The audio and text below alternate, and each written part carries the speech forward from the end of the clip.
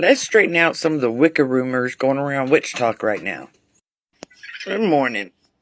So I'm seeing a lot of posts like an attack on Wicca, calling Wicca cultural appropriation and all that. And in a way it is.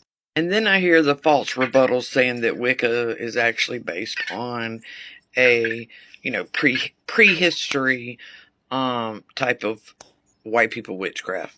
Which it isn't.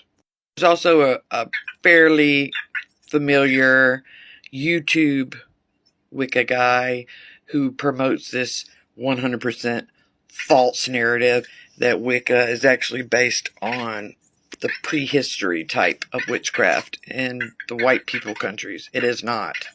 So let's clarify this, and also I'm going to share with you why modern witches need to thank this guy, not diss him. Part 2. I'm so tired.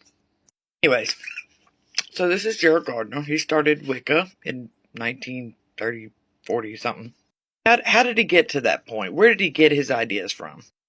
Gardner spent most of his adult life traveling and working in different places.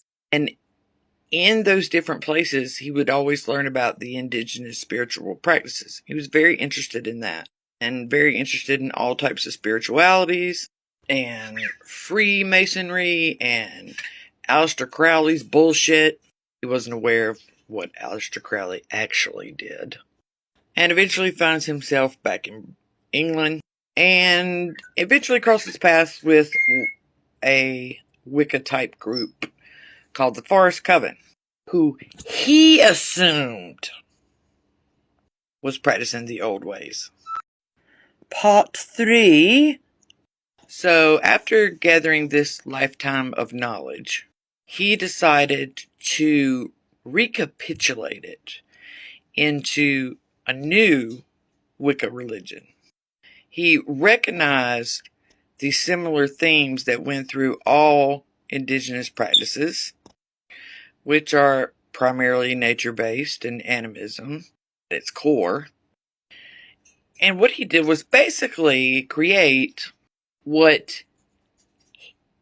his version of what he thought, based on his life experiences, would have been what white people practiced way back in the day.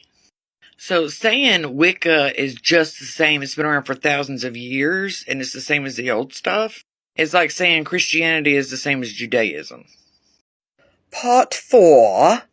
So, basically, Wicca is the Mormonism of witchcraft. Now, most Wiccans that I know are cool, chill people who stay in their lane. Unfortunately, it's the loud, ignorant motherfuckers that make the most noise and are heard the most. So the problem comes in when Wiccans turn into Christians and try to force their religious tenets onto witchcraft. Wiccans use witchcraft practices as religious ceremonies. Did you hear me? This is what Wiccans need to understand. That yellow dot, that's how much you play into the world of witchcraft. Now, here is why Wicca is a double-edged sword that all of witchcraft should be very thankful for. This man fought tooth and nail, dedicated the end of his life, even appearing on television nationally, back in the 40s or 50s or whatever, to normalize and get acceptance for witchcraft. Now, granted, he was doing it for Wicca, but because of what he did, he literally threw himself into traffic. You can even imagine the amount of fucking persecution that he got in England from all the white Christians. He is the reason why witchcraft is so much more accepted today. Now, my last post will be resources. So, this documentary is the most complete and accurate documentary I've found for Wicca and Gerald Gardner. Granted, the label should not say witchcraft at all, but that's worth a watch to get a better handle and understanding.